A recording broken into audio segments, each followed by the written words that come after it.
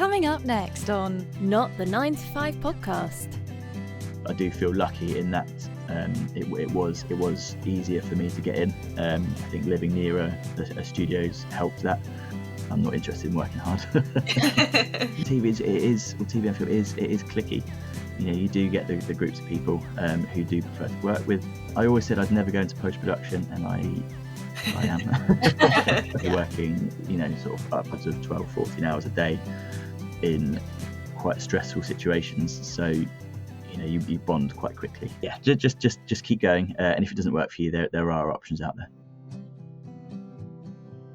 Welcome to Not the 9 to 5, The podcast for freelancers by freelancers. Whether you're a seasoned pro or just starting out, Join us as we share insights, tips and stories. to help you thrive in the world of independent work.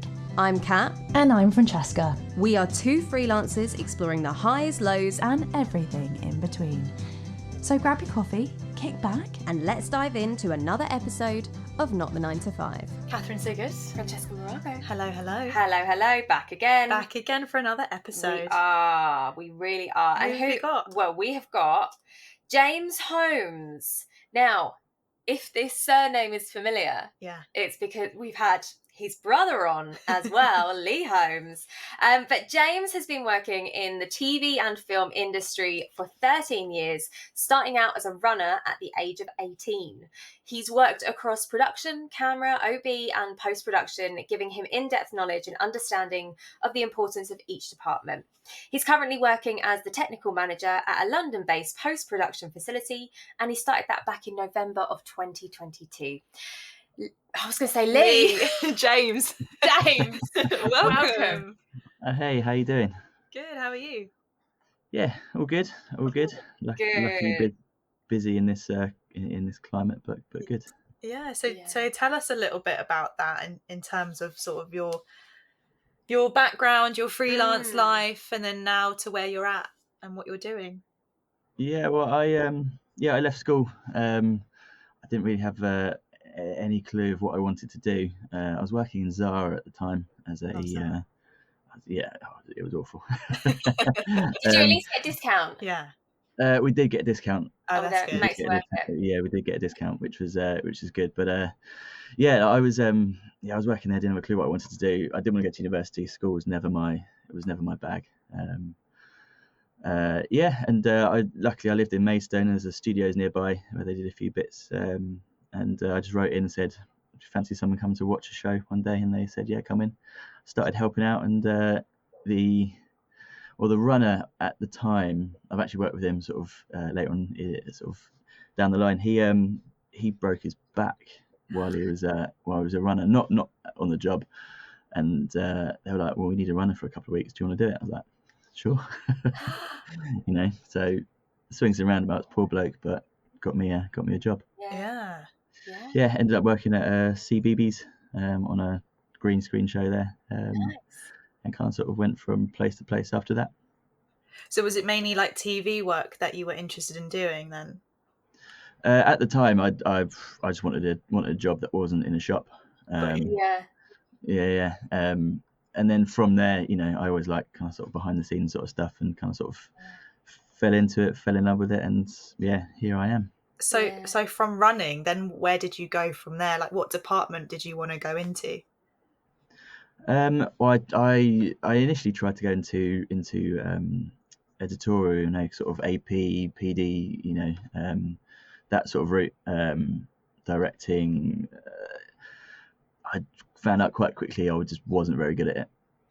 I didn't enjoy it. I did a couple of sort of junior researcher sort of roles. It was I just found it so tedious. Yeah. And the technical side always excited me. I started sort of fiddling with the cameras a little bit more. Ended up as a camera assistant, sort of freelancing for a little bit. I always said I'd never go into post-production, and I am. Well, initially I said I'd never go into live. I ended up going to live for a few years, and then ended up in post-production. All the things I said I'd never do. Yeah, it's typical, isn't it? It always happens like that. Yeah. So I'm never going to be a millionaire. So. And how did you find it when you were a freelancer? What was the life like for you? It's sort of peaks and troughs, isn't it? It's socially, I found it quite difficult. You work a lot of unsociable hours. You know, I didn't have a bank holiday or anything like that for a long time, which can be difficult when all your mates and your girlfriends, they work normal Monday to Friday 9 to 5, and so you can never attend anything. You're either always away or you're working nights.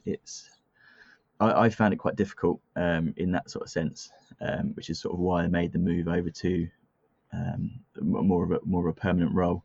Having said that,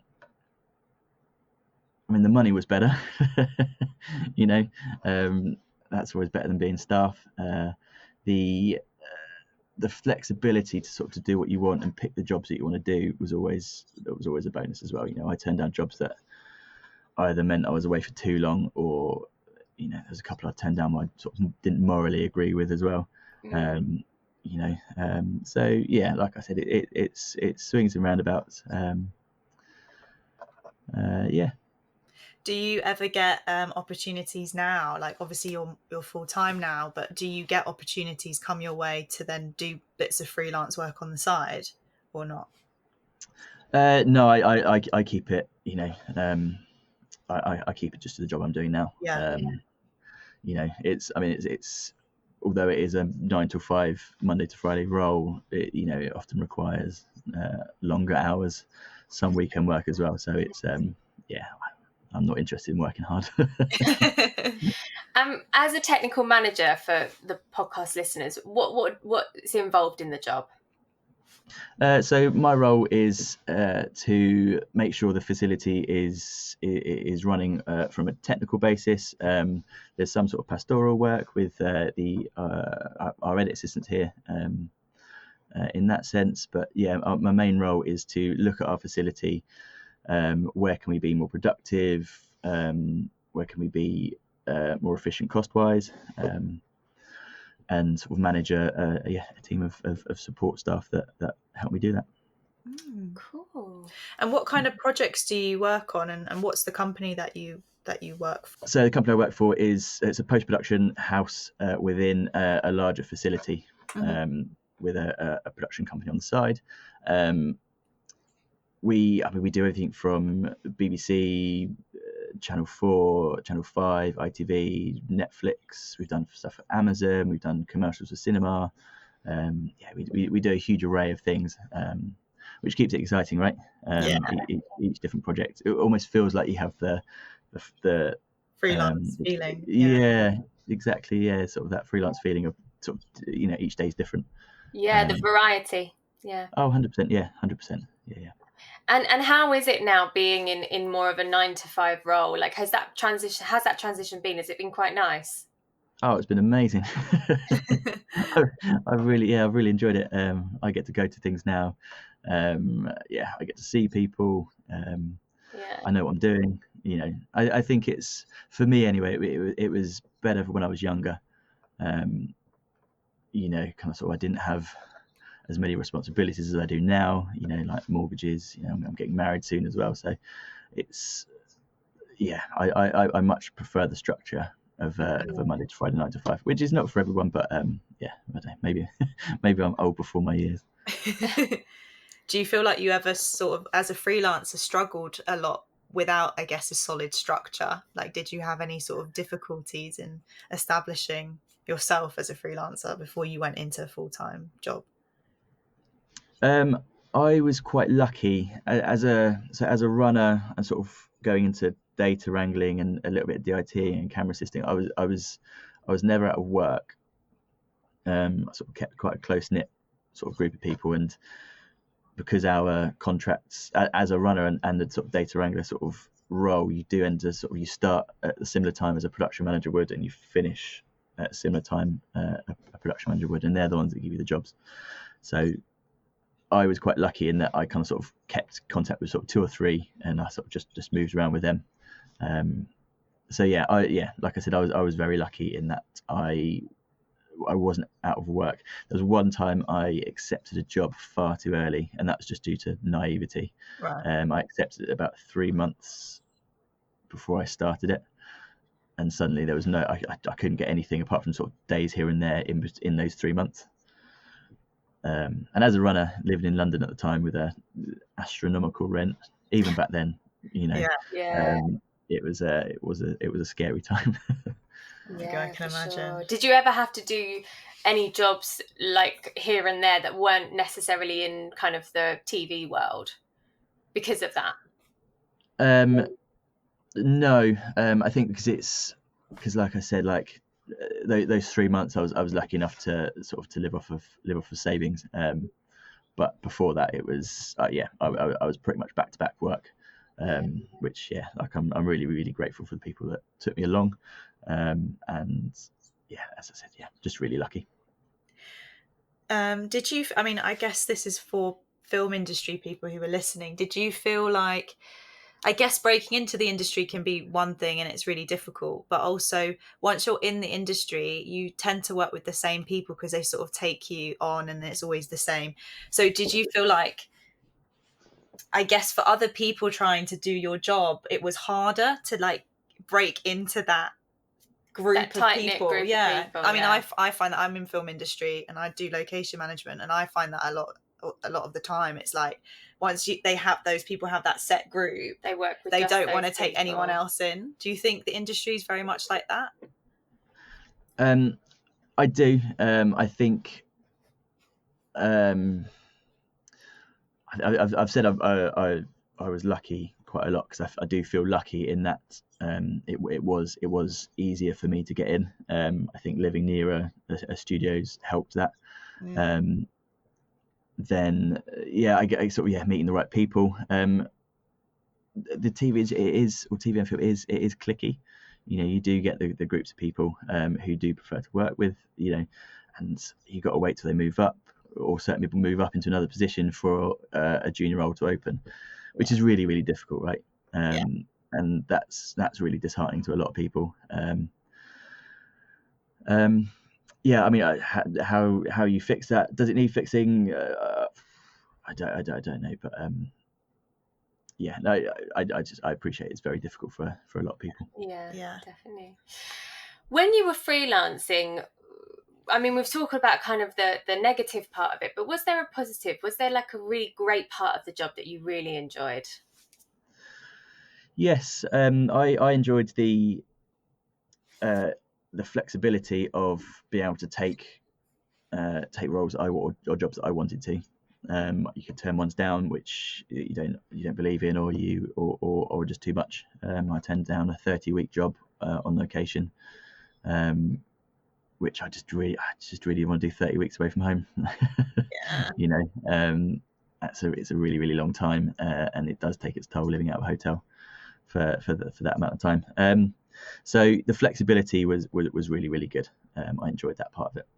I guess in your role now, in your more secure role now, do you come across new people a lot like that you work with, and have you had difficulties in, I guess, navigating like workloads that come as well? Because at the end of the day, because you're working for a company, you can't control that, I suppose. Like, can you delegate the workload to people, or does it fall on you? How does it work?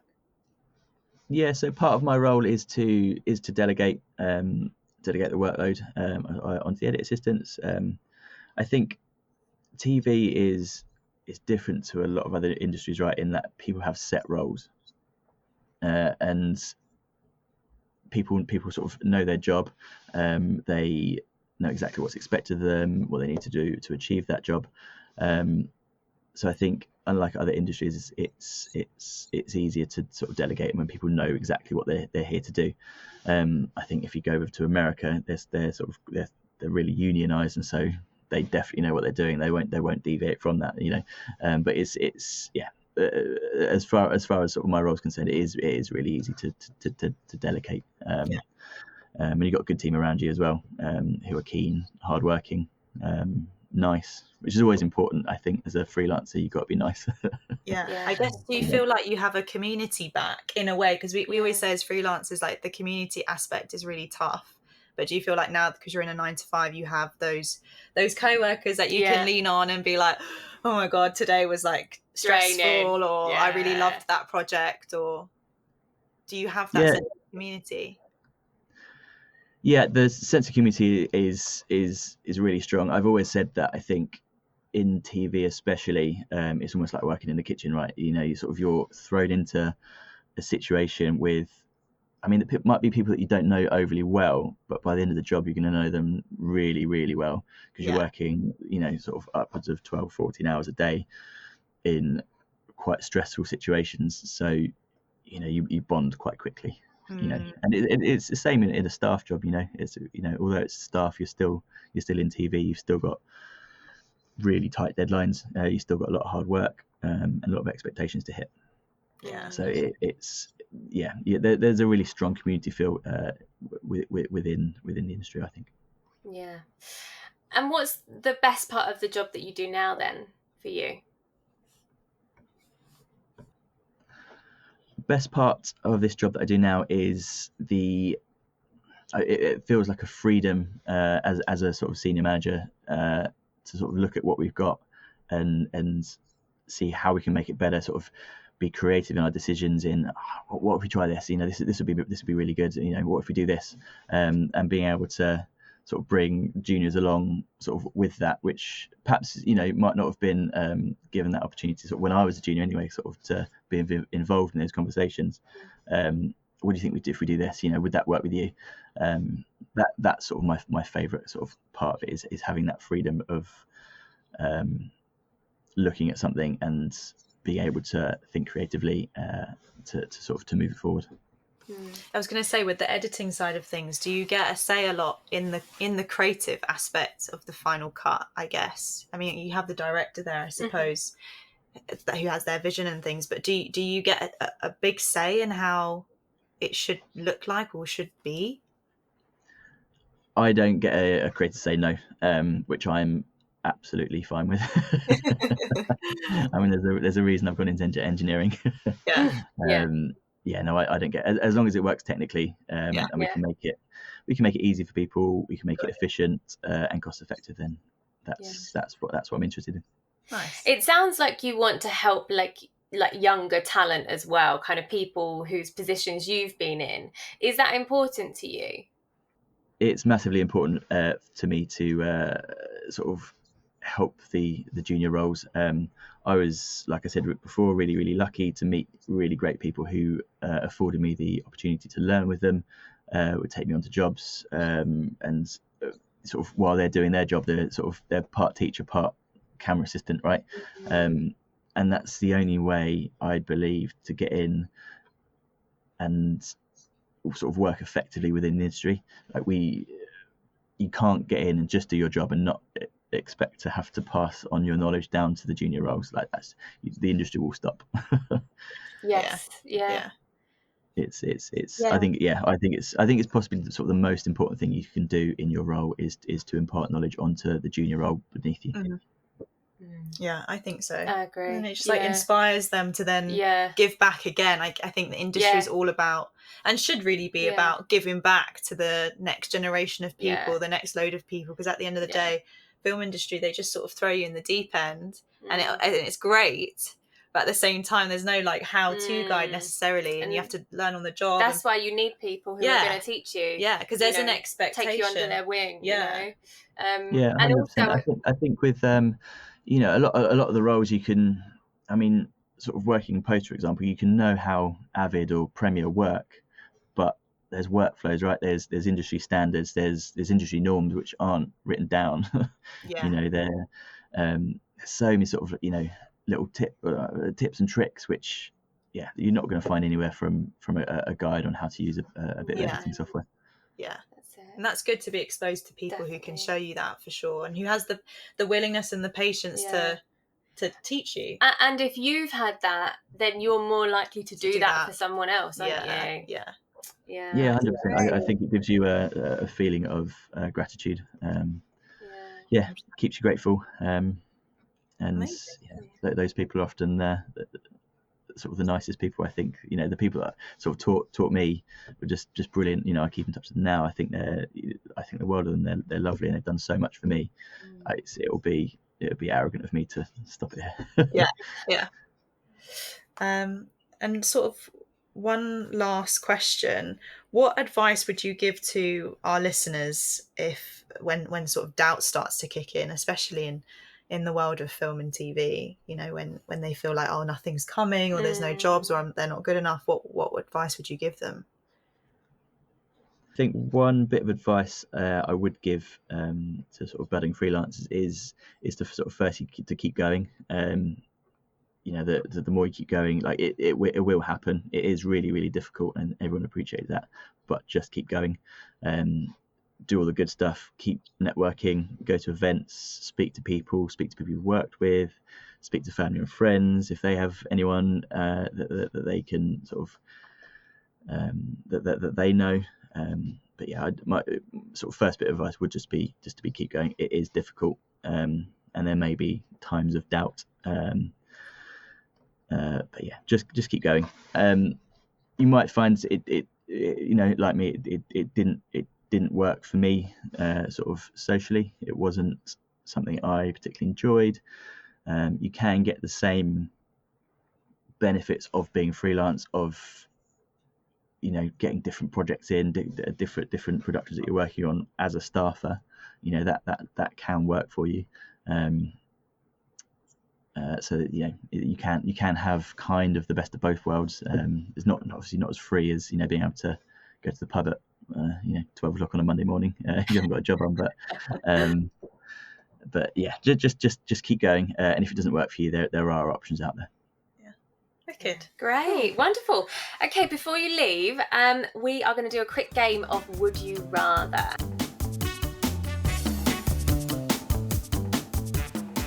Would you rather live on a peaceful tropical island or a big bustling city? Oh, peaceful island. Absolutely. Would you rather have to start a new job every year until you retire, or have only one job for your entire career? I think that's difficult.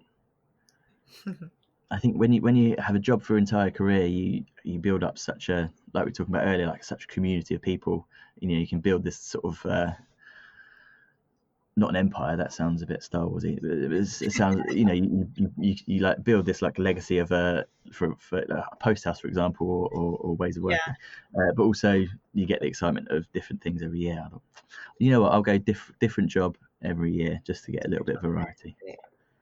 Would you rather spend your money travelling the world but have few personal possessions, or have a really amazing house but never leave your hometown? Oh, it would be, yeah, the first one. Absolutely. Travel the world. Yeah, absolutely. Yeah. Would you rather have to wear all black every day for the rest of your life, or have to mix every colour of the rainbow into your outfits every day? It'd be colours of the rainbow into outfits every day. You should see my living room. I have a very colourful girlfriend. We've got blue walls, pink fireplaces, yellow chairs. Yeah. That's so cool. Would you rather be able to talk with animals or speak every language? Talk with animals. Yeah. Absolutely. Can you imagine? I know. The conversation. Yeah. Be great. Dogs are far nicer than people as it is. Would you rather always be 1 hour late or 1 hour early to everything? 1 hour early. That was always a thing as I was sort of got my first staff job. Everything was always fine in my appraisals, but it was always like, you've got to be on time. Yeah. And I've found that as I've got older, I've realised it's so much nicer to be on time when you're not having to rush, turning up sweaty. Yeah. No stress. Having forgotten half your stuff. Exactly. Always be early. Would you rather be covered neck to toe in tattoos or have one big face tattoo? Neck to toe in tattoos. Yeah. I've got a few tattoos anyway, so we'll go for that one. Yeah. Yeah, absolutely. I want to ruin this masterpiece. Would you rather have to speak in rhyme for the rest of your life or have to speak in riddles for the rest of your life? Oh, speak in rhyme. It's like you're basically singing for a living. That's it. No one's gonna no one's gonna give you the time of day if you give them riddles every time. True. Would you rather have more time or more money? Oh, time. 100%. Always time. Money has never been like a huge incentive for me. Time is always, you can't get time back, right? True. No, that's it. True. Would you rather be a freelancer or PAYE? PAYE. Yeah. Yeah. There you go. Absolutely. Yeah. And where can people find you on socials? Where can our listeners find you? I've actually deleted. The accounts are still live, but I've deleted them, like the apps off of my phone. So I wouldn't be able to tell you what. That's fair enough. No worries. Yeah, Thank you so much. No, Thanks for joining us. No, not at all. Not at all. Thank you for having me. Thanks for listening to Not the 9 to 5 podcast. If you liked this episode, we would love for you to subscribe to our channel, where we release weekly podcasts every Monday.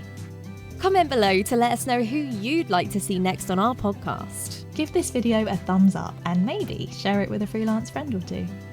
Until next week, everyone. Keep freelancing.